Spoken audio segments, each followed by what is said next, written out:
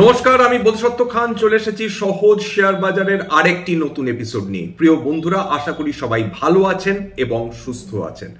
আজকের মার্কেট অর্থাৎ 18ই নভেম্বর আবার নতুন করে খেলা দেখালো এবং যেটাকে বলে ইংরেজি নাটকের পরিভাষায় প্লে উইদিন প্লে তা ঘটলো। অর্থাৎ মার্কেট ডেফিনেটলি নামলো, কখনো উঠলো। এই যে অনিশ্চয়তা চললো মার্কেটের মধ্যে, তার মধ্যে বহু নতুন গল্প তৈরি হয়ে গেল এবং সেইটা কিন্তু বেশ কিছু বিখ্যাত কোম্পানি নিয়ে ভারতবর্ষে। আসুন আজকের আমাদের আলোচনাটা কয়েকটা ভাগে আমরা ভাগ করব। প্রথম কথা, আমরা আলোচনা করব সার্বিকভাবে ভারতীয় শেয়ার বাজারে কি ঘটলো, 1 নম্বর। 2 নম্বর, রিলায়েন্স ইন্ডাস্ট্রিজকে নিয়ে একটি খবর অনেকদিন চর্চায় রয়েছে। আজকে নতুনভাবে সেই খবরটা আবার শিরোনামে এসছে এবং সেটা রিলায়েন্স ইন্ডাস্ট্রিজের কপালে ভাঁজ ফেলার মতন একটি খবর। 3 নম্বর হচ্ছে আমাদের দেশের যে সিটি গ্যাস ডিস্ট্রিবিউশন কোম্পানিজগুলো রয়েছে তারা পড়েছে মহা আতন্তরে। তার কারণ সরকার যে বেনিফিটসগুলো এই কোম্পানিজগুলোকে দিত সেগুলো আস্তে আস্তে তারা সরিয়ে নিচ্ছেন, সেইটা নিয়ে আরেকটি গল্প তৈরি হয়েছে। এছাড়া মেটাল সেক্টরে আজকের একটা বড় র্যালি এসেছে, বিশেষ করে বিএসসি মেটালে 2% উপর র্যালি করেছে, যদিও নিফটি এবং সেন্সেক্স পতনমুখী ছিল। কি কারণে বিএসসি মেটাল ইন্ডেক্স এইভাবে র্যালি করলো এবং ভবিষ্যতে আজকের র্যালির যে পেছনে যে কারণ রয়েছে সেটা ফার্দার মেটাল সেক্টরকে ফুয়েল আপ করতে পারে কিনা সেটা নিয়েও একটা আলোচনা থাকবে। প্রথম কথা, আজকে শুরু করা যাক হচ্ছে নিফটি, সেন্সেক্স এবং সার্বিকভাবে বাজার নিয়ে। বুঝতে হবে মার্কেটে অন্যান্য দিনের মতনই নিফটি এবং সেন্সেক্স পজিটিভে স্টার্ট করেছিল, সেখান থেকে হু হু করে নামতে থাকে। নিফটি একসময় 150 পয়েন্টের নিচে নেমে গেছিল, সেখান থেকে আবার রিকভার করে পজিটিভ টেরিটরিতে ঢোকে, কিন্তু শেষ পর্যন্ত নিফটি এবং সেন্সেক্স দুটোই নেগেটিভে বন্ধ হয়। অর্থাৎ কোথাও না কোথাও আজকের দিনে কিন্তু বিশেষ কিছু সিলেক্ট সেক্টরসে যে শর্ট কাভারিং এসেছে এটা বলা যেতে পারে, কিন্তু নতুন করে শর্ট ইনিশিয়েট করেছেন কিনা ট্রেডার্সরা সেটা তো ডেফিনেটলি আমাদের আরো কালকের বা তার পরের দিন আমরা বুঝতে পারবো। এইটুকুনি বোঝা যাচ্ছে যে এই সময় নিফটিও কোনো স্টেবিলিটি দিতে পারছে না, সেন্সেক্সও কোনো স্টেবিলিটি দিতে পারছে না। ব্রডার মার্কেটেও বিভিন্ন স্টকসে কিন্তু যে উত্থান বা পতন দেখছি সেইটার পেছনে কিন্তু কোনো কারণ খুঁজতে যাওয়াটা ডিফিকাল্ট, কারণ কোনো লজিক মেনে এই মুহূর্তে কোনো স্টকে পতন বা উত্থান ঘটছে না।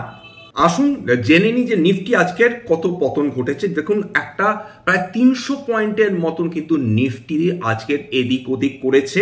23,453.8 পয়েন্টে বন্ধ হয়েছে, অর্থাৎ 78.9 পয়েন্ট ডাউন ছিল, 0.34% আজকের পতন দেখেছে। 23,350.4 পয়েন্টে নিফটি নিচে নেমেছিল এবং ওপরে ছিল আজকের ডে হাই ছিল 23,606.8। কিন্তু এখনো এত পতন সত্ত্বেও ইয়ার টু ডেট কিন্তু নিফটি 7.92% প্রফিটেই চলছে। সেন্সেক্সের কথায় আসি, 77,339.01 পয়েন্টে বন্ধ হয়েছে, 241.3 পয়েন্ট নেমেছে, অর্থাৎ 0.31% সংশোধন দেখেছে। ইয়ার টু ডেট এখনো পর্যন্ত কিন্তু 7.06% প্রফিটে চলছে সেন্সেক্স।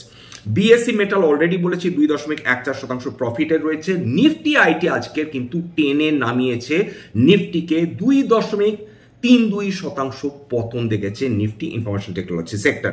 বিএসসি হেলথ কেয়ার 0.92% নিচে নেমেছে এবং বিএসসি স্মল ক্যাপ 0.69% কিন্তু আজকের পতন দেখেছে।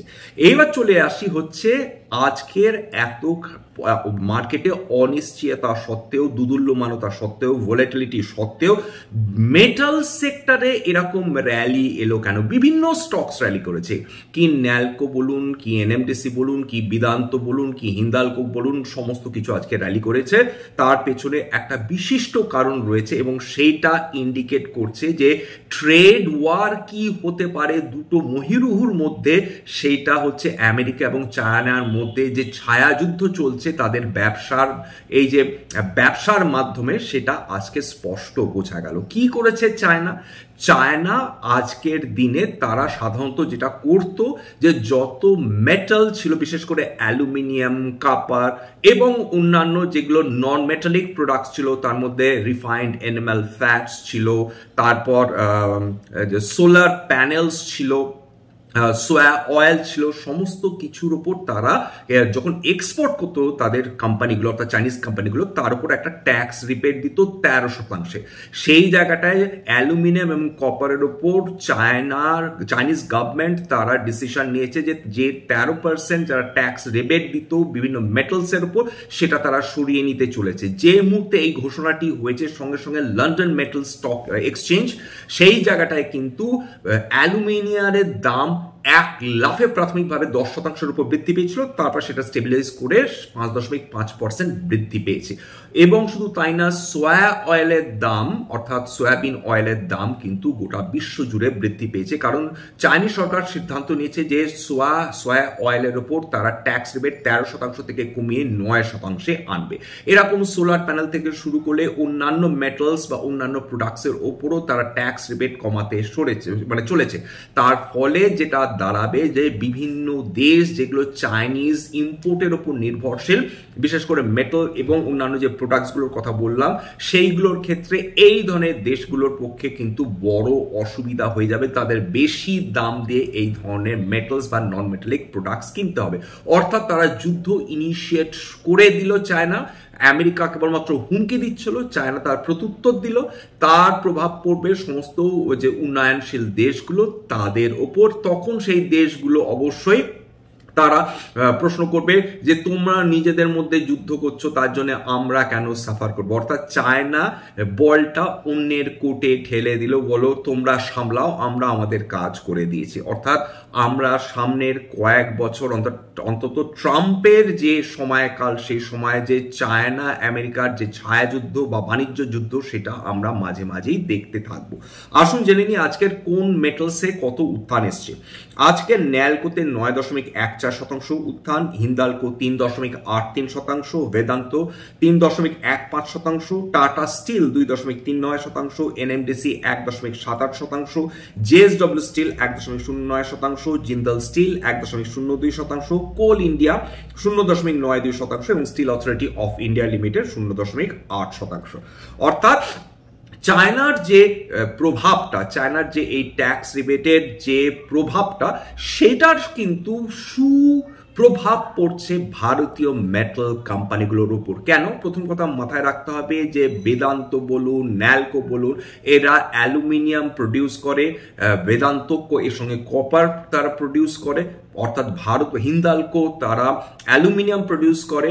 সুতরাং এই যে কোম্পানিজগুলো রয়েছে, তারা এর আগে চায়না অত্যাধিক কম দামে গোটা বিশ্বে তারা এই ধরনের মেটালসগুলো, তাদের মেটালিক সেমি ফিনিশ প্রোডাক্টসগুলো ছড়িয়ে দিচ্ছিল। তার ফলে বিভিন্ন দেশের বিভিন্ন বড় বড় কোম্পানিগুলো এফেক্টেড হচ্ছিল। এখন চায়না যদি এই ট্যাক্স রিবেট তাদের দেশের কোম্পানির উপর কমিয়ে দেয় এক্সপোর্টের জন্য, খুব স্বাভাবিকভাবে ভারতের যে কোম্পানিজগুলো রয়েছে তারা বেনিফিটেড হবে। সেই কারণে আজকের মেটাল সেক্টরে কিন্তু আমরা একটা বড় র্যালি দেখতে পেয়েছি।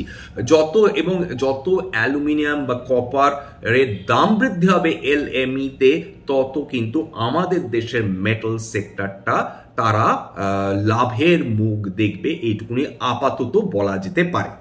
এইবার চলে আসি 2 নম্বর খবরে। সেটা হচ্ছে আজকের বিভিন্ন সিটি গ্যাস ডিস্ট্রিবিউটার্স যারা রয়েছে, অর্থাৎ যারা প্রাকৃতিক গ্যাস সরবরাহ করে থাকে বিভিন্ন শহরে, তারা মারাত্মক ক্ষতিগ্রস্ত হয়েছে। আজকে তাদের স্টকসগুলোতে প্রাথমিকভাবে 20%-এর উপর পতন হয়েছিল।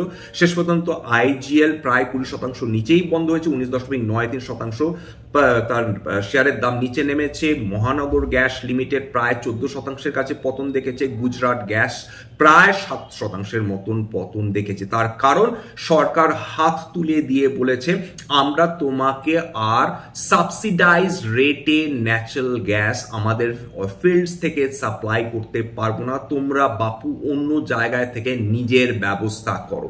এর ফলে এটা যে প্রথমবার সরকার এরকম করলো তা না, মাসখানেক আগে সরকার, এর আগেও কিন্তু সরকার প্রায় কিন্তু একটা হিউজ পার্সেন্টেজ মানে গ্যাস ডিস্ট্রিবিউশন কমিয়ে দিয়েছিল। আজকের দিনে আরো 20% কমবার ঘোষণা করেছে। গ্যাস অ্যালোকেশনের প্রশ্ন যখন ওঠে এই বিভিন্ন গ্যাস ডিস্ট্রিবিউশন কোম্পানিগুলোর ক্ষেত্রে, সেক্ষেত্রে তাদের প্রফিটেবিলিটি 19% থেকে 33% অর্থাৎ ইপিএস কাট হতে পারে। এবং সবাই এই কোম্পানিগুলোকে বর্তমান সময়ে যত ক্রেডিট রেটিং এজেন্সিজ বা ব্রোকিং হাউসেস রয়েছে তারা ডাউনগ্রেড করছে, কারণ খুব স্বাভাবিকভাবে একটা স্টকের যদি ইপিএস এর 33% কাট হয়, খুব স্বাভাবিকভাবে এদের হিউজ প্রফিটেবিলিটি হ্যাম্পার্ড হবে সামনের কয়েকটা মানে ত্রৈমাসিক যেটাকে বলি, সামনের কয়েক বছর হতে পারে, সামনের কয়েক মাসও হতে পারে। সুতরাং আপাতত এই স্টকসগুলোতে যারা ইনভেস্টেড রয়েছেন তারা যে মহা বিপদে পড়েছেন সেই ব্যাপারে কোনো সন্দেহ কিন্তু নেই। এর মধ্যে অবশ্যই বলে দিয়েছি মহানগর gas limited, Gujarat gas, Indraprastha gas limited. অর্থাৎ এটা মাথায় রাখতে হবে, কেবলমাত্র এক্সটার্নাল সার্কামস্টান্সেস বা জিওপলিটিক্যাল টেনশনসের ফলে যে কোনো কোম্পানি ক্ষতিগ্রস্ত হয় তেমনটি নয়। যদি সরকারি পলিসিস চেঞ্জ হয় এবং সেটা যদি কোনো কোম্পানির ক্ষেত্রে ফেভারেবল না হয়, কোম্পানিটা যদি কেবলমাত্র সরকারের উপর নির্ভরশীল হয়, সেক্ষেত্রে এই ধরনের সমস্যার মুখোমুখি তাদের তারা হতেই পারে। সুতরাং কেবলমাত্র সরকারি সাহায্যের উপর নির্ভরশীল হওয়া কোম্পানিগুলো কিন্তু অনেক সময় ঠিক এই কারণেই তারা বিপদে পড়ে যায়, কারণ ফেভারেবল গভর্নমেন্ট যে পলিসিসগুলো থাকে একটা পিরিয়ড অফ টাইম অবধি, তারপর আস্তে আস্তে কিন্তু সরকার সেখান থেকে চাইলে হাত সরিয়ে নিতে পারে। এরপর চলে আসছি হচ্ছে রিলায়েন্স ইন্ডাস্ট্রিজের খবরের ওপর। একটা রিলায়েন্স ইন্ডাস্ট্রিজ পড়েছে মহা বিপদে। কেন?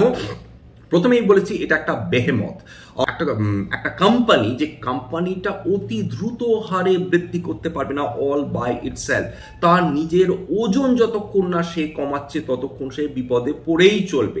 খেয়াল করে দেখুন, ফ্রম ইটস লাইফ হাই অন্তত 23.5% উপর কারেকশন এসছে এই মুহূর্তে রিলায়েন্স ইন্ডাস্ট্রিজের শেয়ার প্রাইসে। অর্থাৎ এর পেছনে যে বহুবিধ কারণ রয়েছে সেটা বলার অপেক্ষা রাখে না। প্রথম কথা, রিলায়েন্সের ভার্টিকালস গুলো বোঝার চেষ্টা করুন। রিলায়েন্সের ভার্টিকালস গুলোর মধ্যে কি কি রয়েছে? এক, তার মেজর ভার্টিকালস, মেজর রেভিনিউ যেটা জেনারেট করে সেটা হচ্ছে অয়েল টু কেমিক্যালস। সবাই জানেন যে র্যাপিড ট্রানজিশন হচ্ছে টু রিনিউয়েবল এনার্জি, তাতে ভবিষ্যতে অয়েল, গ্যাস, এই যে ফসিল ফুয়েলস তার প্রয়োজনীয়তা যদি বা বন্ধও না হয়, তবে সেটা যে সিগনিফিকেন্টলি কমবে সে ব্যাপারে কোনো সন্দেহ নেই। সুতরাং রিলায়েন্সের যেটা মেজর রেভিনিউ আর্নার সেটা অলরেডি একটা বিপদের আশঙ্কা করছে। এক নম্বর, সেটা বিপদ হবেই এমন কেউ মাথার দিব্যি দিচ্ছে না, কোনো ফরওয়ার্ড লুকিং স্টেটমেন্ট দিচ্ছে না। বর্তমানে যেটা ঘটছে, যেটা মানুষ আশঙ্কা করছেন সেটার কথাই বলছি। দু নম্বর ভার্টিকাল হচ্ছে তাদের কিন্তু রিটেল। এবার রিটেল সেগমেন্টে তাদের কেবলমাত্র যে ছোট ছোট কম্পিটিটার্স রয়েছে তা নয়, রিলায়েন্স রিটেলকে লড়াই করতে হচ্ছে অ্যামাজনের সঙ্গে, লড়াই করতে হচ্ছে ওয়ালমার্ট ব্যাকড ফ্লিপকার্টের সঙ্গে, তাদের লড়াই করতে হচ্ছে টাটা গ্রুপের সঙ্গে, তাদের অর্থাৎ কেবলমাত্র যে ই কমার্স প্ল্যাটফর্মস গুলোর সঙ্গে তাদের লড়াই বা অ্যাভিনিউ সুপার মার্টের সঙ্গে যে তার লড়াই তা না, নতুন করে ফিল্ডে নেমে গেছে হচ্ছে কুইক কমার্স কোম্পানিজ গুলো। তারা বলছে আমরা কেবলমাত্র যে খাবার সরবরাহ করতে পারি তা না, আপনারা যেটা অর্ডার করছেন অনলাইন, যেটা আপনার কাছে 2 দিন 5 দিন 7 দিন পর আসছে, সেটা আমরা 10 মিনিট 15 মিনিটের মধ্যে পৌঁছে যাব। কি চাই?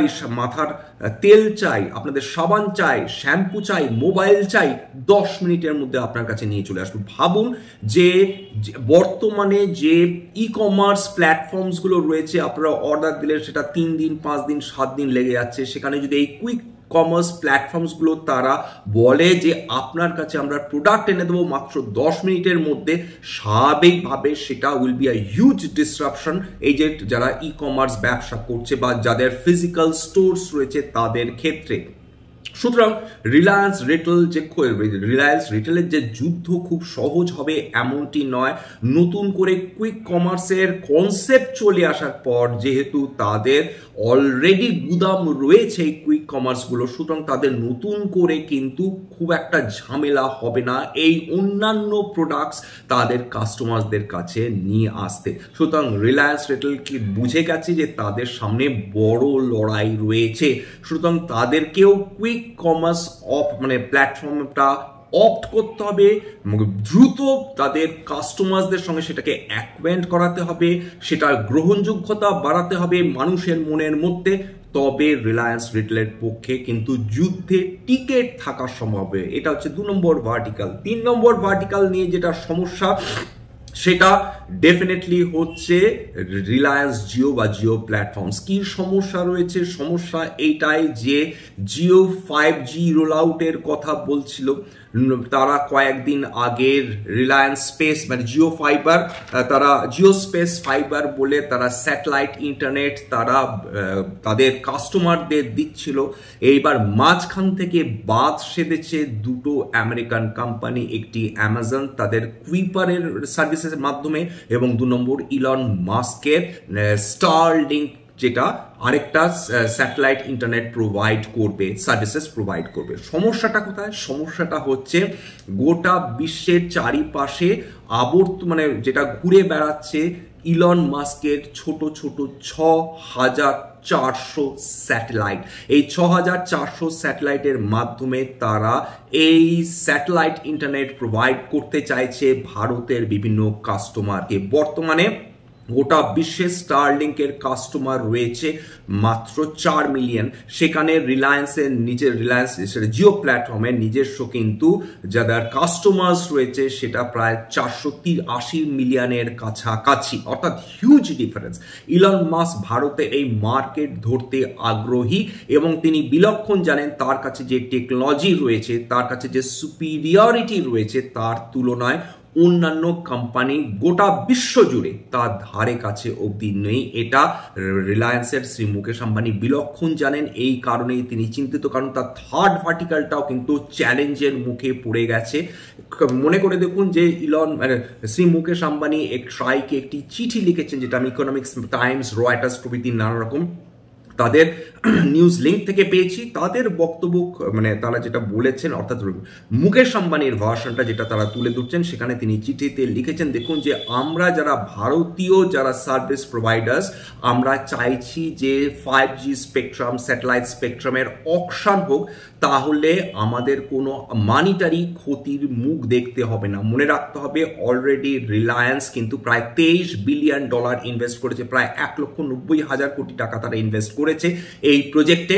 ইলন এবং তারা 16 কিন্তু মোটা যেটা বলছেন যে প্রায় তারা মানে বহুল পরিমাণ কিন্তু তারা ডেটা, তারা ভারতীয় ডেটা তারা কন্ট্রোল করে রিলায়েন্সের জিও। সেই জায়গাটায় ইলন মাস্ক তার থেকে বেশি ডেটা তার ম্যানেজ করার কথা ক্লেম করছেন at a substantial lesser rate. এইটা হয়ে গেছে রিলায়েন্স জিওর পক্ষে মহা মাথা ব্যথা। কেন?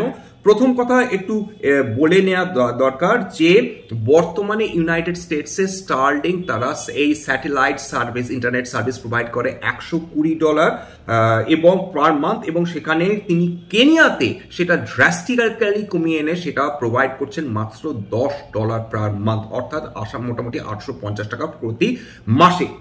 সেই জায়গাটায় দাঁড়িয়ে দেখতে গেলে ভারতবর্ষে অনেক বেশি জনসংখ্যা, সুতরাং তাদের পক্ষে কস্ট আরো নামিয়ে আনার সম্ভাবনা রয়েছে ইলন মাস্কের স্টারলিংক। সেক্ষেত্রে সেটা আরো চ্যালেঞ্জ পোজ করতে পারে রিলায়েন্সের এই জিও স্পেস ফাইবারের জন্য। শুধু জিও স্পেস ফাইবার না, এয়ারটেলও আপত্তি তুলেছে, তাদেরও একটা প্রবলেম। তাদের বক্তব্য যেটা ইলন মাস্ক চেয়েছেন, যে বলছেন আপনারা লাইসেন্স দিয়ে দিন আমাদের, আমরা তার বিনিময়ে সরকারকে প্রত্যেক বছর মানে টাকা একটা পরিমাণ টাকা দেব, বাকিটা আমাদের উপর ছেড়ে দিন, আমরা ম্যানেজ করে নেব। এবং সেই জায়গাটাই আম্বানির আপত্তি যে আমি এত লক্ষ কোটি টাকা খরচ করলাম, আমার তো এই এত কোটি টাকার ইনভেস্টমেন্ট তো পুরোপুরি চলে যাবে। সেক্ষেত্রে অকশন হলে কিন্তু রিলায়েন্সের মতন কোম্পানি বা এয়ারটেলের মতন কোম্পানি লাভবান হওয়ার সম্ভাবনা রয়েছে, কারণ এত টাকা তারা ইনভেস্ট করেছে। সেটা খুব স্বাভাবিকভাবে বিদেশি কোম্পানি, যত বড়ই কোম্পানি হোক না কেন, যতই আমেরিকান কোম্পানি হোক না কেন, তারা কিন্তু এই ধরনের ইনভেস্টমেন্ট করতে রাজি হবেন না। এবং যেটা শোনা যাচ্ছে যে সরকার অ্যাডমিনিস্ট্রেটিভ প্রসেসের মাধ্যমে তারা কিন্তু এই ধরনের স্যাটেলাইট স্পেকট্রাম অ্যালোকেশনের কথা ভাববেন অ্যান্ড নট থ্রু অকশন। সেক্ষেত্রে রিলায়েন্স জিও কিন্তু আরেকটা চ্যালেঞ্জের মুখে পড়তে পারে। এই মুহূর্তে এইটা বলে দেওয়া দরকার যে বর্তমানে রিলায়েন্স অর্থাৎ রিলায়েন্স জিও তারা 15 বিলিয়ন গিগাবাইট ডেটা তারা কন্ট্রোল করে, সেই জায়গাটায় দাঁড়িয়ে ইলন মাস্ক ক্লেম করছেন আমি 18 বিলিয়ন গিগাবাইট ডেটা কন্ট্রোল করার ক্ষমতা রাখি, অর্থাৎ রিলায়েন্স জিওর তুলনায় অনেক বেশি। এই তথ্যটা ডেফিনেটলি আমি পেয়েছি ইকোনমিক টাইমস থেকে এবং রয়টার্স থেকে। সুতরাং এই জায়গাটায় দাঁড়িয়ে দেখতে গেলে রিলায়েন্সের থার্ড ভার্টিক্যালটাও চ্যালেঞ্জের মুখে পড়ছে। রিলায়েন্সের ফোর্থ ভার্টিক্যাল যে হটস্টারের সঙ্গে বা ডিজনির সঙ্গে তারা যে কোলাবোরেট করলো, তারা যে একটা নতুন কোম্পানি ফর্ম করলো জিও সিনেমা, যে হটস্টারের সঙ্গে এক হয়ে গেল।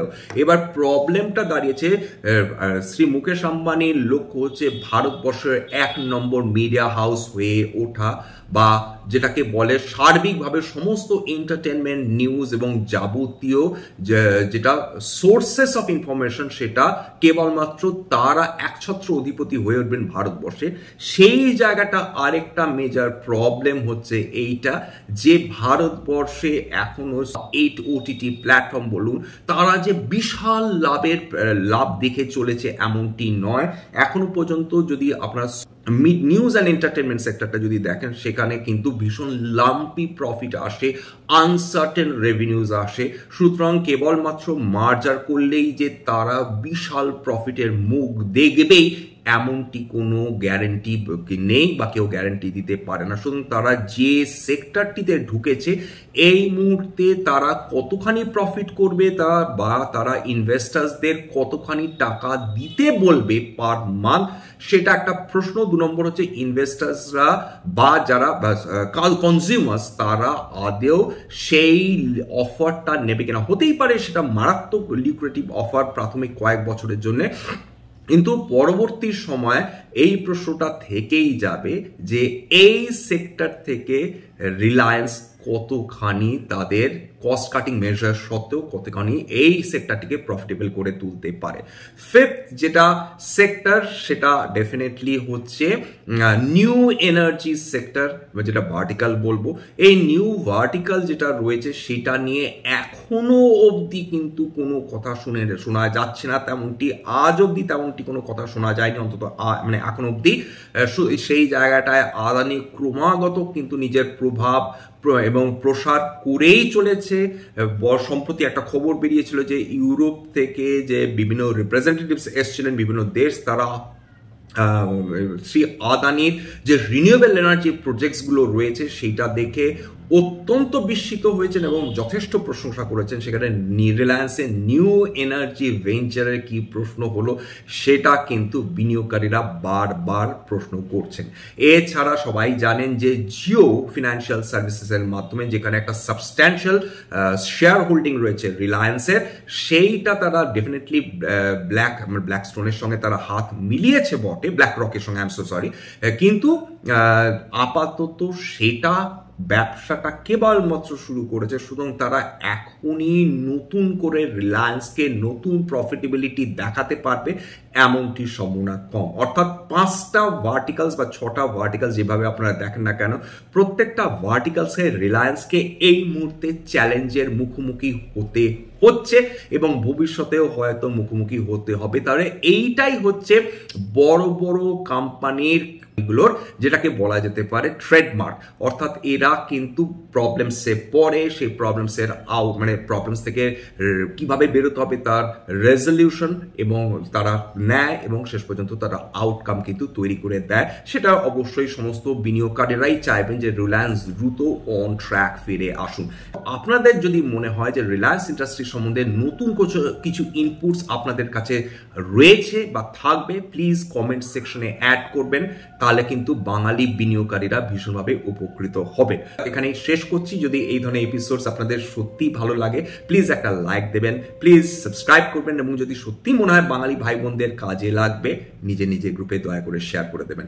একটা স্ট্যান্ডার্ড ডিসক্লোজার দিই যে কোম্পানিজগুলো নিয়ে আলোচনা করলাম তার মধ্যে রিলায়েন্সে আমার বা আমার পরিবারের ভেস্টেড ইন্টারেস্ট থাকতে পারে এবং যে গ্যাস ডিস্ট্রিবিউশন কোম্পানিজগুলো নিয়ে আলোচনা করলাম তার মধ্যে কয়েকটা কোম্পানিতে আমার নিজস্ব কোনো ইনভেস্টমেন্ট নেই, কিন্তু আমার পরিবারের ইনভেস্টমেন্ট থাকলেও থাকতে পারে এবং ভবিষ্যতে আমরা যদি নতুন করে কিনি বা বিক্রি করি তাহলে কিন্তু আগাম বিজ্ঞপ্তি দিয়ে কিনতে বা বিক্রি করতে পারবো না। এবং অন্যান্য কোম্পানিজগুলো নিয়ে যে আজকে মেটাল সেক্টরে আলোচনা করলাম তার মধ্যেও হতে পারে বেশ কিছু কোম্পানিতে আমার বা আমার পরিবারের বিনিয়োগ থাকলেও থাকতে পারে, এবং ওই একই কথা প্রযোজ্য যদি নতুন করে কিনি বা বিক্রি করি, আগাম বিজ্ঞপ্তি দিয়ে কিনতে বা বিক্রি করতে পারবো না। এইবার আরেকটা কথা বলে নিই, স্ট্যান্ডার্ড ডিসক্লেমার, এটা কেবলমাত্র একটা এডুকেশনাল চ্যানেল, বাঙালি বিনিয়োগকারীদের ইনভেস্টার অ্যাওয়ারনেস বৃদ্ধির জন্য। এখানে কোনোভাবে কোনো শেয়ারের buy sell recommendation, suggestion, advice দেওয়া হয় না। আমার কথা শুনে যদি আপনারা কোনো শেয়ারের ব্যাপারে বাই সেল ডিসিশন নেন, সেক্ষেত্রে আপনারা মারাত্মক ক্ষতির মুখোমুখি হতে পারেন। সুতরাং সবসময় একজন সেবি রেজিস্টার্ড ইনভেস্টমেন্ট অ্যাডভাইজারের পরামর্শ নেওয়ার চেষ্টা করবেন, অথবা নিজের ডিউ ডিলিজেন্স করবেন, সেক্ষেত্রে আপনারা উপকৃত হলেও হতে পারেন। যাই হোক, আজকের এখানেই শেষ করব। সবাই ভালো থাকবেন। নমস্কার।